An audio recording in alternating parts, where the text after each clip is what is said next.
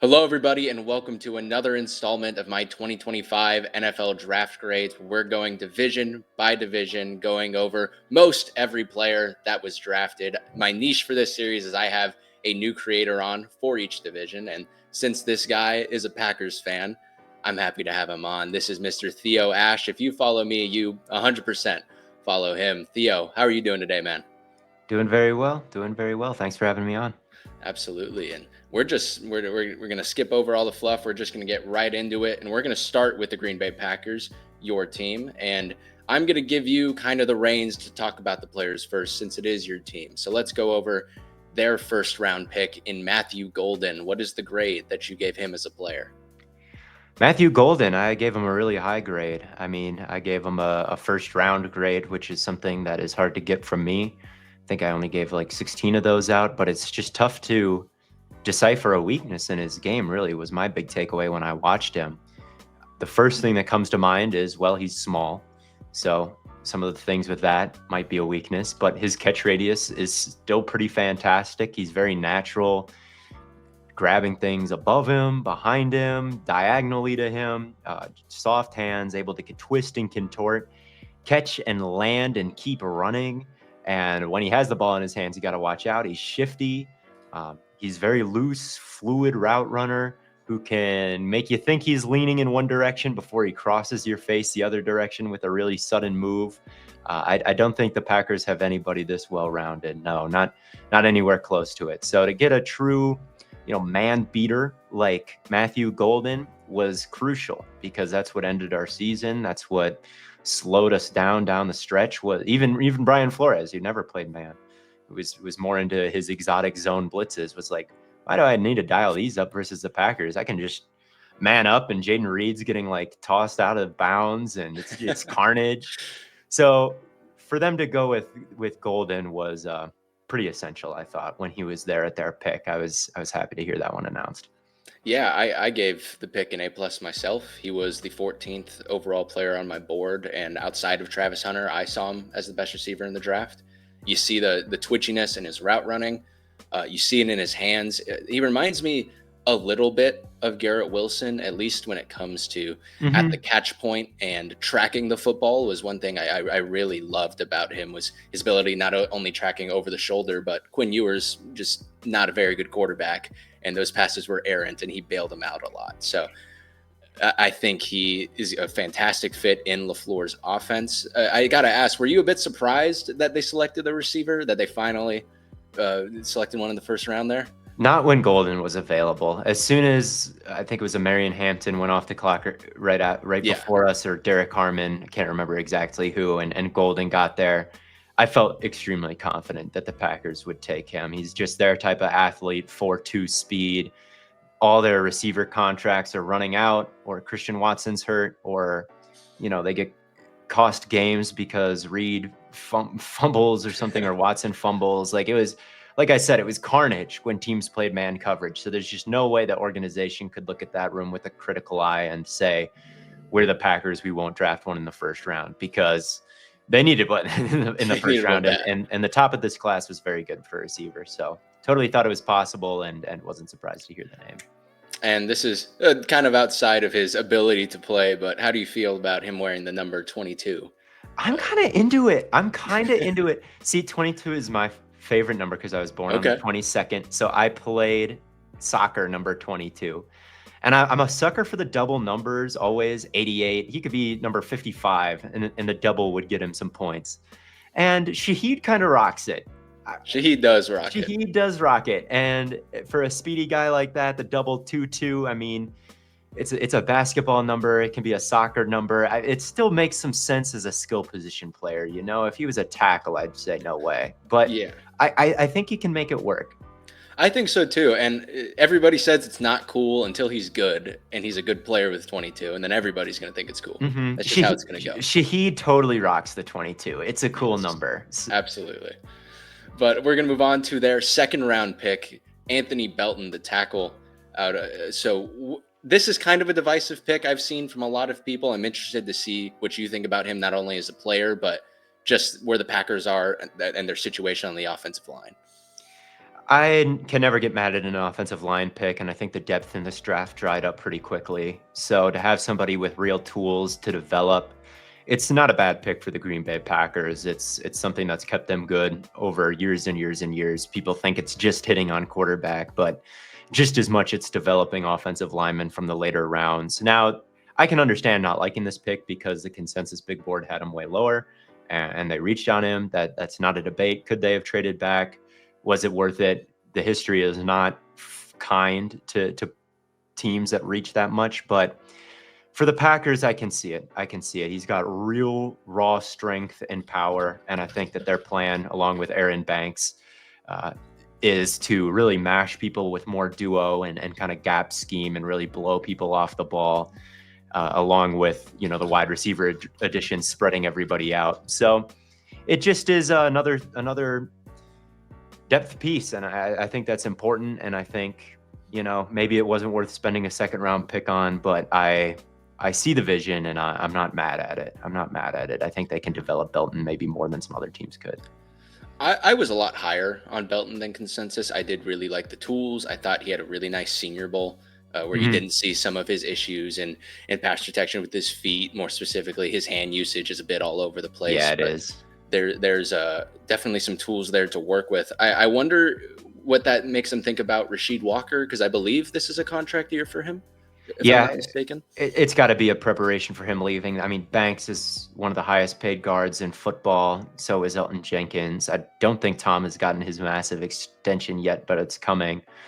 So when it's holy cow, Rasheed Walker, when it's his turn to get a new contract, they might say you're out the door, just like the Chiefs had to do with Tooney, because they just paid so many. You can't pay all 5 of them. So to have some insurance policy for Walker leaving, not that Walker's a bad player at all, but can they keep him around? This move signals no.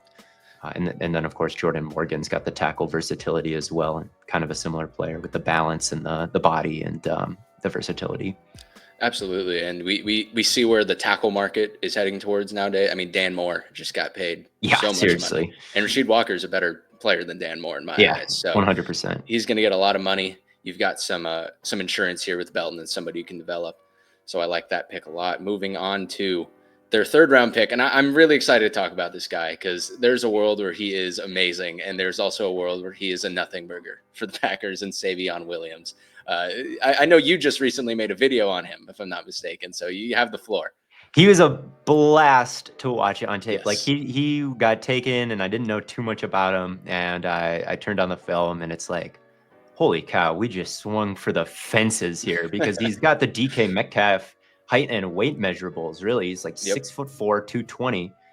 But this guy's like deceleration at the top of the route is special. It's special for anybody. It's like Tutu Atwell. It looks like that, and Tutu Atwell is like 5'5", 100 pounds. This guy is so much bigger, moving at that kind of speed, with that kind of high pointing ability, with that kind of toughness and tackle breaking ability after the catch. You're like, could this be like Demaryius Thomas, or like what?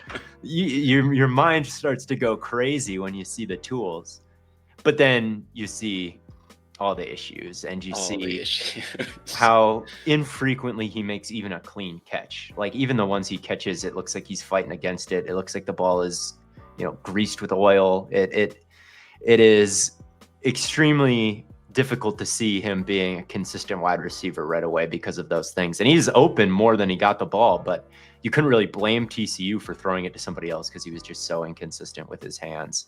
And his route running too needs work overall, especially like just with tempo, timing off the line of scrimmage. That's all really pretty rough with him. So he'll definitely give LaFleur right away. Just another thing to fool linebackers with in the jet sweep game, in the Wildcat QB game, crossing the formation after the snap, like off motion for a crosser and a catch and run. All of these things to prevent the linebackers from keying in on what you're doing. But outside of that, we'll see what his value is right away, because he is a work in progress, a major one. Definition of a work in progress, and it makes you wonder: is it worth the third round pick? There's a world where it absolutely is, but there's also a world that's a very still crowded receiver room. There are some guys I still believe in this receiver room, Yeah. and there is a world where he's just a gadget level player. But even Laviska then, Shenault, you know, exactly. But Kadarius even Toney. then, I think if there's any offense for a gadget player to go to, it would be the 49ers or the Packers with LaFleur. Because, TCU, we're talking about him as a wideout. They lined him up at running back a lot. They had him Mhm. run routes out of the backfield or even take handoffs. Sometimes I think they had a wildcat player too for him in there. Just a really fun player overall to utilize. And there is a world where he is that DK Metcalf player where he's one of the better deep threats in the league. He can play potentially that Christian Watson role if he continues to develop because of, Watson's injury history and such. So overall, not a bad pick. I do think it's a bit of a risky one on day Definitely. 2 for sure. Definitely. As bad as it was against man coverage for the Packers last season, the pass rush was just as bad. Yes. And there's less players who could continue to ascend in the pass rush room. Like Wicks, I could see him having a better season, like you insinuated. Heath is still there. They've got Mecole Hardman to be a gadget guy. This was a total luxury pick when a unit on your defense, the spine of your defense, is very bleak, and the edge rusher situation is very bleak. Now, they did go with Sorrell in the very next round, so the whole draft kind of hinges on that. If Sorrell plays like a day 2 guy instead of a day 3 guy, and you get kind of the bonus in Savion, then great, like fantastic draft. But if that doesn't happen, you went with a cotton candies and Skittles pick instead of a meat and potatoes pick, and that could get you in trouble. That's not healthy all the time. No, sir. But now we can move on to Baron Sorrell. What do you think about him overall as a player? I think that he is really smart and ready to win with his hands, and has a real plan, and has the inside out versatility that they like. Some size, although I think he shouldn't be a defensive tackle in the league at any time. Yeah. But yeah, with the hands and the bend that he's got and some of the flexibility, again, very much a Packers pick. Where I worry about him is how he converts speed to power. And he doesn't do it very well. And the reason that he doesn't do it very well is just there's not much speed there to begin with. I think he's got the technique and he's got the arm length and he's got the size, but just that initial get off the ball makes it hard for NFL offensive linemen to feel threatened. Yeah, and that's kind of the biggest thing when it comes to Sorrell is he's a pretty high floor player compared to a lot of other edges in this draft, especially later on that may have been more developmental guys. But again, I do think he's pretty below average athlete overall. And I don't know how well it's going to translate to the next level with his skill set. I also am a little confused as to why they maybe took him over a guy like Braden Swinson, who I thought was a better edge guy and specifically was just a better power rusher. And if you wanted to go a power rusher, I just would have gone him. I didn't exactly love the pick of Sorrell. It felt like hey, dang, we just drafted Savion Williams over an edge rusher. We got to get somebody who we know at least can play. And I know Sorrell can play and get some meaningful snaps for you. I'm just a little concerned as the ceiling. I'm just a little concerned if he can consistently pressure quarterbacks at the next level. Is there anybody else in day 3 that you feel like mentioning? I didn't watch a lot of these guys that the Packers picked later on. I do think that Colin Oliver is an interesting pick right after Sorrell because he does bring exactly what Sorrell is missing, which is just that pure first step juice. He's pretty wild with that specific thing, but he is undersized. He is like kind of a tweener, like off ball edge guy. So even though he's got what the Packers sorely need, the amount of snaps you can actually project him to play when you consider, actually tackling some of these big quarterbacks when it comes to playing the run and surviving against, blocking schemes. He's probably purely a third down merchant, maybe. I mean, we're talking 5th round. Like, we'll see if he actually is able to get out there over a guy like Brenton Cox. or somebody like that. But he is worth mentioning just because he does they know what they were missing in Sorrell and kind of got that in the very next pick. Got it. So what would you overall, if you were to give a grade to this Packers draft on a A to F scale, what are you giving it? I think it's like maybe a B minus. It's risky. You got to commend some of the shots that they took and how it could maybe work out. But man, taking Belton and Williams before edge makes me very nervous. I do wish it just went wide receiver and best edge available, and then you'd feel a whole lot safer about everything. They decided to keep swinging on upside on offense, which could pay off, but I'll believe it when I see it because Belton and Savion were both reaches by the consensus board, and history tells us that the Packers are kind of going against it there. Yeah, B minus was my exact grade for the Packers. It's kind of sucked because I really loved the pick of Golden. I thought it was perfect. It's just it's funny because we can look back at this draft and give it a much higher grade because there's a world where they're trying to thread a very thin needle, right? Exactly, like right. We can look back and be like, man, Savion Williams is a stud for this Packers team. Belton's the starting left tackle for this team. It's awesome. But we could also look back and be like, gosh, why didn't they draft an edge rusher with this? Now they have a backup offensive lineman and a gadget guy that's probably not on the team in 3 years. Yeah. So it's a bit risky, but I do like a lot of the risks they took. But now we'll move on to the next team in the NFC North. And why don't we go to the Bears? I think this is a fun one to talk about.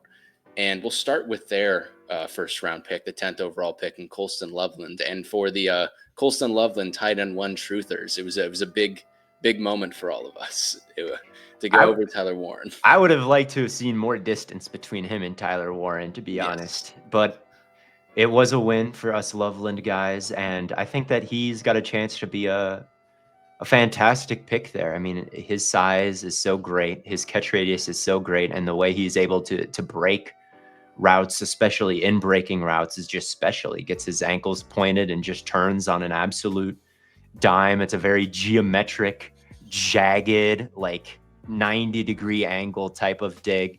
And he'll be able to work through contact and do that. And he'll be able to make contested catches, even if people are able to catch back up. You can definitely see how that type of skill set would be intriguing for a guy like Ben Johnson, who attacks the middle of the field more than any other coordinator. So I know that I had a Bears fan friend who said, I will be upset if they take anybody under 300 pounds in this draft. And that's what they did. They took two of them. They took two of them right away. But Caleb Williams, he needs help. And this receiving core was not good last year. No. All right. It was the line was perhaps more of a disaster and has less potential. But this receiving core was just as much part of the problem. So I liked it. Yeah, I liked it too. And the thing that people don't talk about enough when it comes to Loveland are his hands. When people talk about Warren, they're like, oh, the best hands in the draft. And yeah, Warren's got some really, really good hands, but so does Loveland. Loveland catches everything that comes his way, especially, and people bring up production as well. That quarterback situation in Michigan this last year was just awful. It was really bad. So I'm excited to see Loveland inside this offense. I do wonder if, did they need to spend this much capital on the tight end, considering they had somebody in Cole Kmet? And I don't think you shouldn't let Cole Kmet stop you from drafting Colston Loveland. But with players on the board, specifically maybe some defensive linemen, another edge rusher like a Micah Williams went the pick after. I would have liked Micah Williams in this scheme. Yeah. Kenneth Grant maybe next to Gervin Dexter, make just big men on that defensive line. I might have liked a little bit more, but I gave the pick a B+ just because I think it's a great player. I had him as my 10th player on my board, so he went exactly where I had him, and he's going to be a great fit in Ben Johnson's scheme and hopefully Caleb's best friend. So never a bad idea to surround him with more weapons, and they kept that mentality up with their second round pick in Luther Burden. And there's a lot of people who are like, oh, that's a great pick, great value. And I think it was pretty good value. I just don't know how much I love the addition of Burden to this room. I'm excited to see what you think about it. Burden, I get it. Again, it's cotton candy and Skittles, not meat and potatoes. You're going all in on the receiver room. What about the trenches? But they did address that in the offseason. And Braxton Jones isn't so bad where it's like it's an absolute emergency. They absolutely need to take him. And when you've got a play caller like Johnson and a weapon like Luther Burden, is it a bad pick if those two are just, it's a huge 3rd down and 6 and Johnson sends them on some sort of like lateral screen where he throws it to Komet and then Komet throws it to Burden and then Burden makes a guy miss and he's gone. Like you can just see it so much in your head, the type of yak weapon that Burden is compared with Ben Johnson's ability to get those guys creative looks with space in front of them. So I think he'll be productive. I think it's fine to push DJ Moore, who again just quit last year, straight up walked to the bench and sat down in the middle of the play. Like there's no other word to describe what happened. So to get somebody who kind of fills his role, like kind of a similar player there, I think it could be kind of a 2-for-1 where maybe you're able to get better play out of DJ Moore with some more push behind him, and he'll have to focus more now on the downfield route aspect of things, where he was just kind of throwing on a lot of screens with no blockers out in front of him last year. Maybe that's why I wanted to quit, was how many bad looks that were given to him. So maybe now this year with someone else to catch the screens and hopefully the whole offense running more smoothly, you just get a more complete like 3-person wide receiver trio here.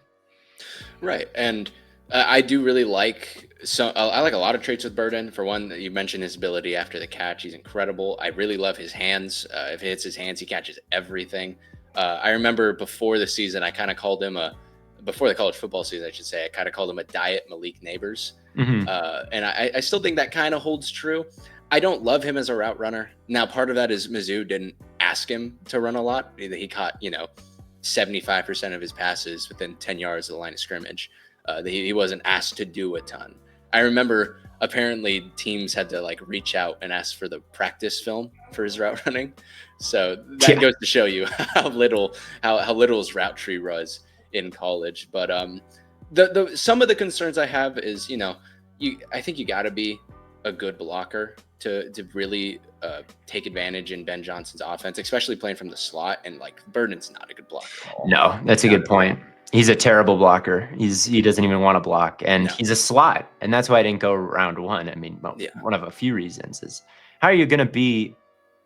It's one thing if we were playing, 2011 Mike McCarthy schemes, and you were a bad blocker. It wouldn't matter because all the wide receivers are out wide all the time. They're not really asked to crack as much. But in 2025, escort motion and pin pull and all these different, like there's coaches who could explain all the different ways wide receivers get involved way better than me. But I do know that they're always blocking. Okay. Always. And specifically from the slot, like that's where it from happens. The slot. And the best offenses right now, and McVay and LaFleur and all these guys, they want wide receivers who can help change the math on the edge, and they can get out there with their running backs. And Burden just does not do that whatsoever. He's not even interested in it. And Mizzou ran that scheme last year. He was always asked to throw important blocks, and he just would not do it. He didn't didn't do it. So yeah, that's definitely a problem. And yeah, you're right. The route running is rough. I actually like his releases against press, which makes me think he can go on the outside. He's got the speed. He's got the tracking. He's got the hands. But he's just so bad at running, like breaking routes down the field and dealing with contact down there, that he still has a lot of work to do. And the other concern I have is, from what I understand, he has a bit of a diva label already. Like he quit on games, a bit like DJ Moore did this last year for the Bears. He quit on some games for Mizzou. And there's a lot of mouths to feed in this offense. And I wonder if you're not going to block and maybe you're not getting the ball so much, how much of a locker room distraction is that going to be? We'll have to see. I still like the player. I still like him, specifically going over to a guy like Ben Johnson, who I know can utilize him. I do have some concerns about the pick. And again, as you said, Skittles, man, definitely could have gone elsewhere. Very sugary here. And they did go elsewhere next with their next pick in the second round. They had 3 second-round picks, and this one, Ozzie Trapillo. I don't love him. I don't love Trapillo. I think he's again kind of a high floor player. Um, he comes in, he's pretty fundamentally sound. I think he's got good hand usage. The play strength is there. He's got a good anchor, but he's just not a great athlete. He's pretty stiff player. Doesn't have very good bend. He's 6'8", so the pad level is a bit of an issue. Um, I'm just concerned about his ceiling, and it's like, okay, I definitely like Braxton Jones more as a player, and you're taking Trapillo here as kind of like a swing high ceiling backup tackle and who can come in. And if he does play for you, I'm sure he can get some good snaps for you. I just don't think he's ever going to be better than a below average to average tackle at the next levels. And I just don't know if that's worth a second round pick. Yeah, 6'8", it's tough to play that high, and he's no Joe Alt, who somehow is that tall, and And he's is the looking lowest player up on at the you. field. Yeah, Yeah. that is not Trapillo, Yeah. but yeah, not him. And moving in space, he's not so great. I The agree lateral with you. agility is concerning with him, Mhm. especially when he has to go out and block at the second level. The guys just get around him really quickly. I thought he was overdrafted. I saw him more as like an end of the third round, start of round 4 guy to get him Mhm. here the second round. No, don't love it. And it's the same thing with Shamar Turner, although I do like the pick a tad more. Because Turner, he plays with so much aggression. He's got a huge motor. He's got extremely active hands. He's like, you'll never see you'll see some players, especially in college, they'll throw a move out. If it doesn't work, they're just kind of pushing against the lineman. With Turner, throws a move out, doesn't work. He's got a counter move ready. He's got a Yeah. counter move to that counter move ready. I love the tenacity. He's very quick. He's very explosive off of the snap. And I think he also provides a little positional versatility. And I wouldn't be at all surprised if maybe they ask him to drop a few pounds and try him out at the opposite edge rusher. I think that could be beneficial to his career because he doesn't have the mass you need to be an interior defensive lineman in my eyes. I also don't think but here's kind of the concern with that is he's not the bendiest player in the world. So if you were to move him to edge, can he bend around it? He feels a bit like they're taking a risk on a good athlete who has good hands, don't really know a tweener, don't really know where to put him, and they're hoping they can figure it out. Still drafted a little earlier than I would have liked, I think. And another thing I forgot to mention, a lot of bad penalties, a ton of bad penalties with Shamar Turner. Way more 15-yard penalties than somebody should have in college football. But I'm excited to see what you think about him. Yeah, I agree with you with the hands. Very active. He's got a counter to the counter to the counter. But sometimes he also looks like the Drewski clip where like he's shuffling his feet and he's moving his hands, and it's Yeah. like, all right, you've deflected the punch, or maybe not, but you're just moving your hands and not really getting anywhere sometimes with him. Uh, and he's very skinny for a 3 tech, but like you said, doesn't quite have the bend to move him to edge. Yeah, tough to really see his value on day 2 for me. Yeah, really tough to see it. And another thing I forgot to mention, he's like a really bad finisher. He like even when he got into the backfield, he kind of struggled with that was the case kind of for everybody at A&M this year, I guess you could say. Yeah, true. I don't know what they're teaching them over there, but not the greatest finisher of the play in the world. But again, drafted really high. I think there's a world where he is like turns into a pretty productive and like role player for them, specifically on like a third down, but really, really high draft pick for somebody I thought should have been more of a end of day 2, maybe more of a day 3 guy. Yeah, maybe he could become like a really good run defending end, like almost like a Greg Rousseau or somebody like that. But yeah, it's for day 2, he had a 0% quick pressure rate according to Sports Info Oh, wow. last year. So just not all the A&M guys, just not very productive and not really sure where he fits on the line. I guess with Shamar Stewart, but for the other 2, you kind of like, I don't know. Yeah. I don't know if all these A&M guys turn into good players, you have to consider firing that defensive line coach, man. You do? I don't think they're all going to turn into good players. I don't either, but it's just if they do. If they do, yeah, definitely. And like the last guy I feel like I want to talk about is Zoff Frazier out of UTSA. Just a really intriguing player. He's like 24, borderline 25. not a lot of college football played, but in this short amount of time he played there, very productive. He's a very good athlete, kind of like another UTSA guy in Tariq Woolen. Another like 6'3", about 190 pounds, runs a 4.3 40. That shows up on tape. However, the tape, even though it's productive, it's overall like not that good. He's just not a super technically sound player. He's just I like taking the intriguing prospects late on day 3, and he counts as an intriguing prospect for me. That adds more depth to this corner room, and he has the athleticism to provide for you on special teams. So I just wanted to bring him up. Is there anybody else here in day 3 that you feel like talking about? I like Kyle Monangai from Rutgers. I don't know if I got his last name right, but they waited and waited and waited to take running back when many thought that they could go with like Travion Henderson at 10 or a Marion Hampton. Instead, they wait till the 7th round. And I don't mind that. I mean, they got a lot of guys taken from out in front of them. There was the run of Judkins and then Henderson like right before they picked. So there just wasn't much to be done there. Again, we've talked about that. We don't really like a lot of their day 2 picks. So they could have gone with him there. But getting the Rutgers guy in round 7, I thought was good value just because he might not be the most electric runner, but he's definitely more of a north-south pounder than DeAndre Swift. So he can be a decent complement there. And you can get him on the field pretty easily because he can pass block so well. Like he really brings it. So you wait and take running back there. Again, he's not going to be the most elusive electric guy, but if there are guys who are like that and just take it between the tackles and are able to consistently just pick up 4 yards and not get negative runs that end up being pretty efficient. So I'm wondering if he could be one of those guys and see the field early because of his pass pro. And with the Bears draft, if you were to give it an overall grade, what are you thinking? I'll probably give it like a C+.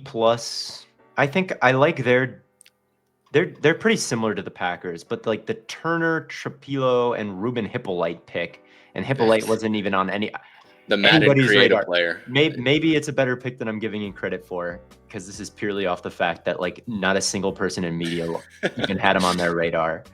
But that doesn't sound good to me. No, not in the 4th round. Not in the 4th round. It feels like you could have maybe waited. Yeah. So I think it's slightly worse value-wise than the Packers draft. But I agree got similar big swings. So I'll say C+. I agree with you that once again, my exact grade for them is a C+. And now we'll move on to another team, and we'll talk about the Vikings. They've got less picks to talk about.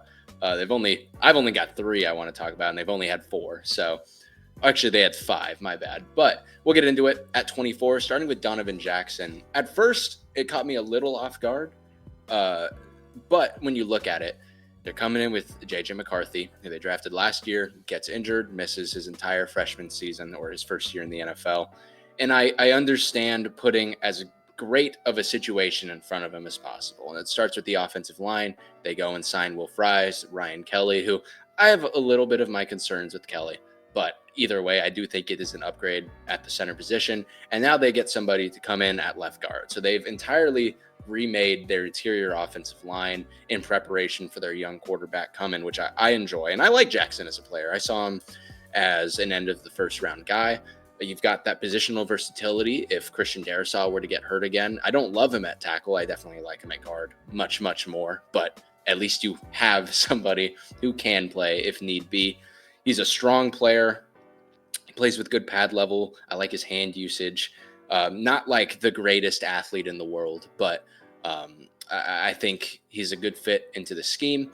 And above all else, he's a pretty good pass protector. And just keeping your young quarterback who've already been injured upright makes a lot of sense. So I think it's good value. I'm not going to give it an A, but I see it as more of like a B pick. I like it. Yeah, I'm fine with it as well. I'm a bit shocked they didn't go with secondary at any point in the draft. At any point. We were going to get to that. Yeah. But that's where I thought they were going to lean in the 1st round too. But yeah, guard makes sense. Fries suffered a pretty bad injury last year. He's a good signing, but he's unproven against top talent and has missed a lot of time. Like they're signing him without a very big sample size. So to get another guard, to just make sure that offensive line doesn't have any clear weak points, I think it makes sense that it wasn't a done unit. It wasn't finished. And Fries isn't who they replaced, but Blake Brendel is who they replaced. But still, like, more guard talent is needed, is what I'm getting at. And with him, yeah, really long arms, really good pad level, like you said, recognizes stunts, has some in-out versatility. I do think he can get in trouble because his arms are so long that he keeps guys really far away from his frame. And from there, they almost have a two-way go that his hips can't quite match, especially out at tackle. Right. I'd like to see him get more into a clench more often instead of playing with his arms almost fully extended. I think that can give the defender too much space sometimes, and that is a rare downside to having long arms, although it certainly doesn't have to be with some coaching. Mm-hmm. But yeah, he's got a lot going for him, and yeah, he'll get coached up. I didn't mind that pick. I would have liked to have seen them trade back. Ideally, they had so few picks. Jackson, a bit of a reach at 24, a tiny bit. Could you have gotten him at 30 or 33 or something like that? I guess I don't know. So it's tough to judge them that they didn't do it, but like in an ideal world, they would have traded back, I think. Yeah, I have to agree. But now we're moving on to their second pick of their draft, which would be their third round pick in Ty Felton. Again, don't know why they didn't take anybody in the secondary, but they go wide receiver here, and it was once again just surround JJ McCarthy with, I guess, as much success as possible. And I liked Felton of the, like, if you're just looking at deep threats that don't provide a whole lot much else for you, think of a Jalen Lane, who I talked about in the last video. I thought he was the best of that group of receivers. I liked him. Not a great route runner, not great over the middle. His hands they're fine when nobody's around him. When somebody's around him, he can have drops, especially if it's a contested catch. He's not coming down with it. But if you're talking about like a burner, he reminds me a little bit of Darius Slayton as just this lengthy, long stride, deep threat. And it is a pretty, not loaded receiver room, but crowded. There's some guys there that can play. But I like the idea of adding that element into the scheme. And I think it's a bit, again, I like where the player went. I just don't know why they didn't take a secondary player. I don't feel like this was a very needed selection, but I don't think it was a bad one either. Yeah, definitely. He is a deep threat, but his route tree at Maryland wasn't necessarily that he was just a deep threat. It's just that he needed more work on the routes that were not deep, Yes, and exactly. So that's how he projects at the NFL level, but maybe he could be something more. I see what maybe they saw in taking him a bit higher than people expected, and he is intriguing because they have so much success at hitting at the wide receiver position. So when they took him, I didn't have the highest opinion of Felton, but then the Vikings taking him, I'm like, oh, yeah, exactly. Maybe there was more to him than I thought. But yeah, definitely very fast, was winning vertically at the Senior Bowl, like at probably the highest rate of anybody. He was, he again, a bit of a reach, might be a little one-dimensional. You're ignoring corner. It's not a home run by any stretch. But it did make me raise an eyebrow. Like, it could be kind of fun. I don't know. Addison, maybe they don't want to pay him going forward. Who knows how it could all go. Yeah, this is a much, much lesser example, but it's kind of like when the Titans picked Latham last year, and it's like, I don't love him as a player, but this is the guy Callahan handpicked, so I guess I have to like it. Yeah, or the Vikings with JJ, where it's like, I don't love JJ, trading up for him and getting him in at 10, but he's with the Vikings, so maybe it'll work out. Exactly. Offensive players in general there. And the last guy I feel like that's worth talking about a little bit, at least, is Tyrion Ingram Dawkins. Now, I didn't watch a ton of him. I had to, but my friend was telling me some good things about him. So I watched a bit over the last couple of days, and just an intriguing player. He's an undersized defensive tackle. He kind of played both edge and defensive tackle at Georgia. He's explosive. He's bendy, which I really like. And I think he sets a really good edge. Now, he's very raw. He's very much a potential-driven player. But when I think of a scheme where I'd want just raw, bendy defensive linemen to be a part of, I think of Brian Flores. So I can't imagine it's a bad pick. I just thought it'd be worth mentioning. Is there anybody else that they drafted that you're like, we could talk about him? Kobe King is pretty good, I think. Okay. Like Tyrese Knight, for example, he went round 2 to the Bengals, which I'm sure you've talked about as being crazy, right? Yeah. The reason that it's crazy is players like Kobe King exist who can pop you even harder as a climbing lineman. This guy can really bring some physicality. He's a good tackler. I think his body takes on almost like weird forms while he's tackling, where he's able to wrap up and then kind of stagger his feet and get on kind of one knee, and he's able to really just become a stopping force by fitting his body a certain way as much as possible. So I think he's athletic in that way. He's not like a crazy coverage or sideline to sideline guy, but man, coming downhill, popping you, being a reliable tackler, like shades of perhaps like a Nick Bolton selection, right? But in the 6th round, I thought that's more the time to get a linebacker like this in this class as opposed to 2nd round. Like second rounder. Jeez, man, that was a crazy pick. But what would you give this Vikings draft overall? I'll give them another like B-, I guess, same as the Packers. They maybe even lower, a C+, because they also ignored some major needs while also not taking quite the swings that the Packers did. So they're probably going to get less out of their class overall. So maybe I'll give them a C+. As well. Yeah, I had them at about a B, just because I like the idea of surrounding JJ McCarthy with as much as possible with your young quarterback, who again just got injured, specifically with the Donovan Jackson pick. So, but I totally see where you're coming from with those grades. And now we'll move to the last of the teams in the Detroit Lions, and we'll start with their 1st round pick in Tyreek Williams. And I gave this a B-. I don't dislike the pick. I thought Williams was a tad overdrafted. But when you're looking at him as a player, stocky, fantastic against the run, but just doesn't provide a ton of upside as a pass rusher. And I get why he was picked. I think he's picked as this like eventual DJ Reader replacement, because unfortunately, DJ Reader won't play forever, as much as that saddens me. But I get that. I just wonder is that worth the 1st round pick? Is your nose tackle backup eventual replacement? I don't necessarily think so, but he does fit that, Dan Campbell knee biter mold. Now, should we give positive points to picks for fitting the knee biter mold? I'm not so sure, but I don't hate the pick is what I'm trying to say. Once you're good, all your picks just become like iconic picks. Like the Eagles, no matter who they pick, you're like, yo, what a Howie pick. Like, it could be literally anybody, and I'd say that. Yeah. Same thing kind of with the Lions at this point.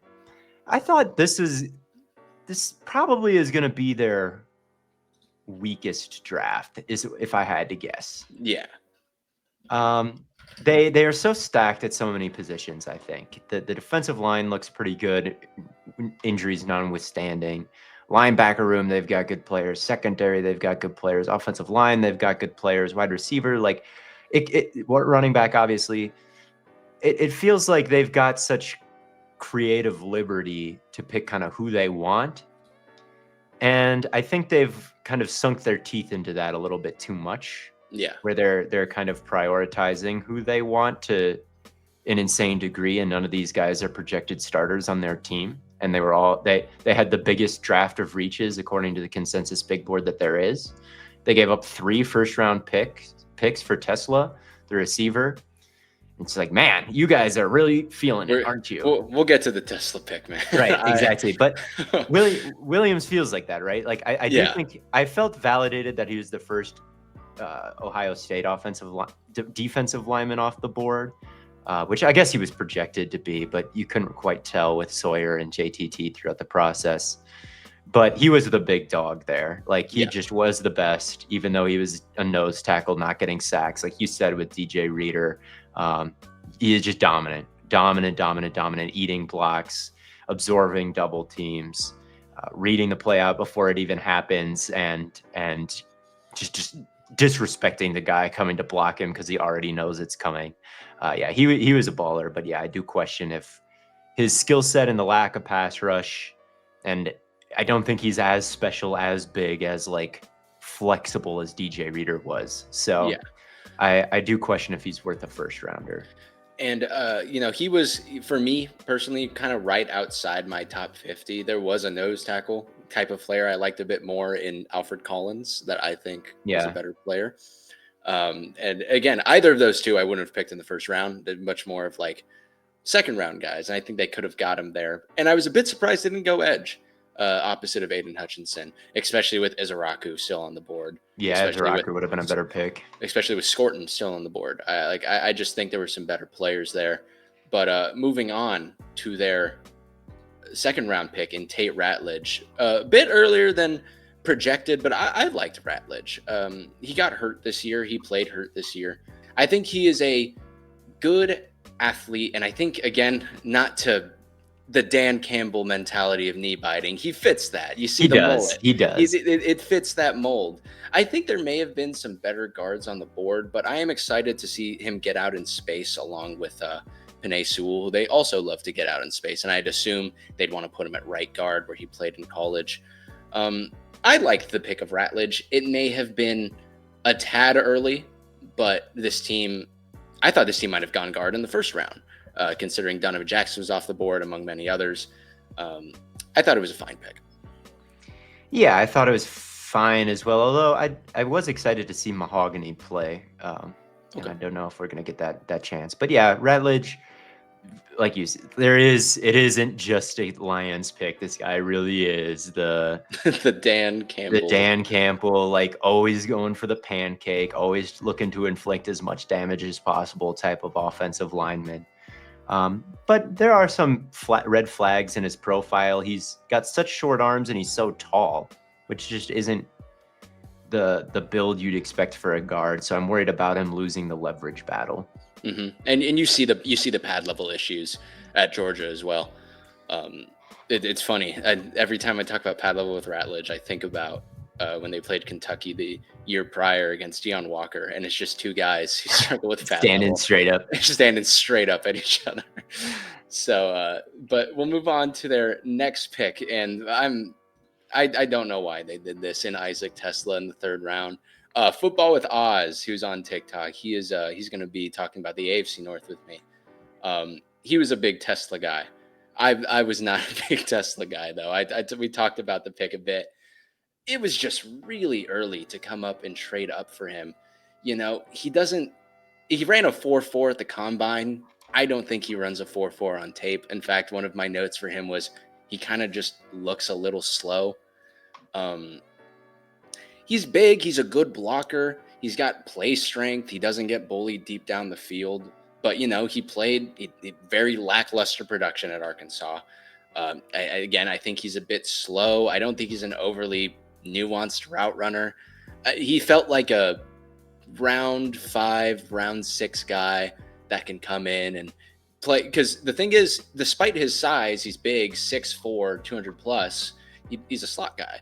Like maybe he can play the X role, but at Arkansas he played from the slot. And again, as I was saying, I'd imagine him more as like he comes in, he can be a good blocker for you, and maybe you hit him off a play action as just a role player receiver. I don't think that's worth trading up into the third round to take. I give this a D. I'm not a big Tesla guy. I like him a decent amount, but the trade up is tough to swallow. At the same time, I think he was underutilized at Arkansas in favor of Armstrong, when he was clearly the more explosive player. And the play strength and the blocking to go along with it is super valuable to me. I mean, there's just not a lot of wide receivers in this class who are good at blocking. There's Iomanor. There weren't a lot of just big receivers in general. No, and even the ones who were big aren't good at blocking. Savion Williams is big. He can't block. Ted is big. He can't block.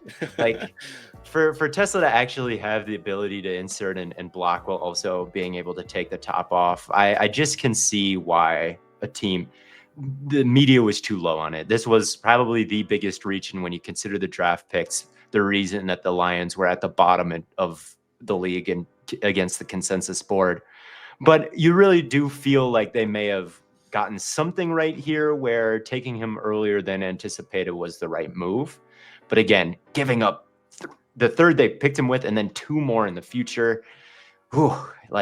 That's a lot. Could you have waited? It is a lot. Is he really that good? Like the statistical profile was not there. I saw him at the Senior Bowl, or at least on tape. I wasn't there, and like you could tell he was a good deep threat, right?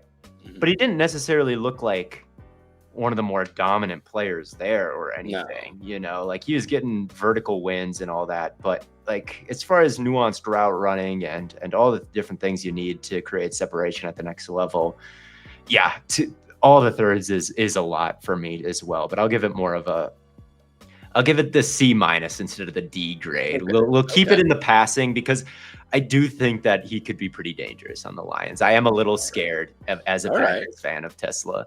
All right. I like that. So then we'll move to the last guy I personally want to talk about is Miles Frazier. I liked Frazier. I saw him at the Senior Bowl. Again, I wasn't there either, but looked really good at the Senior Bowl.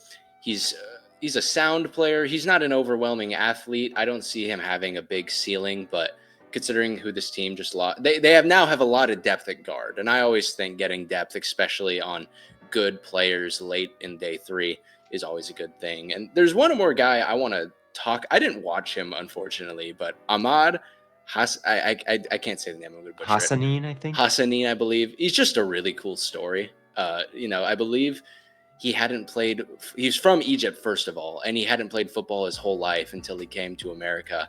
And he's only played football a short amount of time, and he just got drafted. And he seems like a Dan Campbell, knee biter player. He said on the draft call, I will die for you on the field, Dan Campbell. So I'm sure he'd love to hear that. And I hope he works out. Is there anybody else worth mentioning here in day 3? Not that I've got. Hassanin, I do think he's intriguing. He had a lot of tackles for loss, which is typically a pretty good indicator for future production. There's sacks and then there's tackles for loss, which also are big havoc plays. So the fact that he had a lot of those was somewhat promising. But yeah, on film, I don't have too many takes. Yep. And then we get to the overall grade for this class. What would you give it? I'll give it another C. I'll give it just a C because they did. I'm going to trust the consensus board will give them a stone cold F. Stone cold F, yes. A stone cold F. They would say it's the worst draft. I don't think it's that. I really don't think it's that. I think they got some good depth pieces for a roster that really just needs depth pieces. But I also think they could have managed things better, played the board better, gotten more value at certain picks, and still gotten a lot of the guys that they wanted or types of players that they wanted. So I'll give them a C, and then the Vikings and Bears C pluses, and then the Packers B minus is what I'm landing on. Right. I think I'm gonna go with the B minus. I did really because as much as I don't think Williams maybe was worth the pick, I don't think Williams is a bad player. Yeah, I do think he'll eventually be a good player for this Lions team. I really liked the pick of Tate Ratledge. It, again, fits that Lions mold. There is some concern about the size and the pad level, but now I didn't love the Tesla pick. You've sold me a bit on it. You've sold me a little bit on it. I still don't love it. And then I like the value of Miles Frazier. That just sounds like I'm not quite to a C, but I do think it's on the lower end of a B at a B minus. And I would personally rank, I think I'd go if I were to send them in order of all 4, it'd probably go Vikings, Packers, Lions, Bears, I think is how I would rank these draft classes. That's very fair. The NFC North did not clean up in general. No. And it's kind of tough to parse out who exactly won. Besides, my main takeaway is like the NFC North didn't cook as much as some teams, some divisions. But do you think part of that is just like there are a lot of good teams in this division? It's a lot of just like filled out rosters, maybe not so much in the Bears case, but specifically with the Packers, Lions, and Vikings, it's a lot of filled out roster positions. And it was just kind of teams going, we really like this player. We hope we get him. Let's just take a reach on him since we're here. I 100% think so, but that's also just the bad draft strategy that you'd like to avoid. Like the Chiefs, they're one of the best teams in the league. They kill it, Josh Simmons. They hit it. They get Josh Simmons at 31. They get Omar Norman Lott at the bottom of the second round. Like, just because you're really good doesn't mean you get to go on your throwaway picks, right? Your own adventure, I guess. I mean, you can if you want, but I think there are other filled out rosters even. You look at the yeah. Eagles the same way. Eagles Yeah. might have the best roster in football, and they still came away with a Jahad Campbell, with Andrew Mhm. Makuba, who I know is one of your guys. So, just NFC North, weaker draft classes in general, but it is a damn good division. Mhm. Well, that is it for today. Thank you, everybody, for tuning in to watch. Theo, thank you so much for stopping in and giving your analysis. I had a lot of fun. Yeah, thanks. Anytime. Yep, no problem. All right. We'll catch you guys in the next one.